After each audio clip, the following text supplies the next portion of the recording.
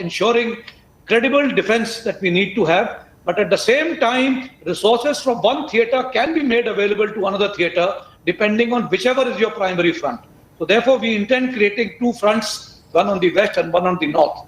Now, what happens to the Northern Command, sir? Yeah, coming especially to the Northern Command, if you see, Northern Command today is undergoing a different kind of a situation. We have the terrorism and insurgency which is going on there.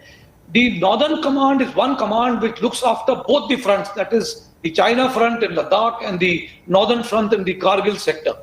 Now, this is one area which would actually witness a two-front war. And then you have a unified command headquarter which is functioning very well, which is ensuring stability in the internal security in Jammu and Kashmir, which, if you can see, is gradually improving day after day.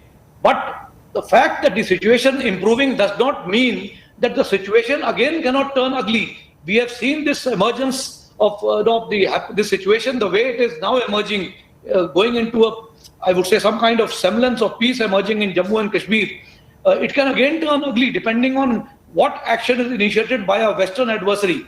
Therefore, we have to be careful and not let our guard down, and we do not want to disrupt the existing organizational structure of Northern Command. Therefore, Northern Command, for the time being, will remain as a command, while we will have two theatres on the east and north, and then on the western side. General, you've spoken of the need for a distinct command structure and tri-services cooperation. But is this actually happening on ground? There are reports that the Indian Air Force has serious reservations and is insisting on one nation, one theatre. As I said, as far as the Indian Air Force is concerned, yes, the entire airspace of the nation will be looked after by one Air Defence Command. So we are creating one Air Defence Command which will look after the entire nation's airspace.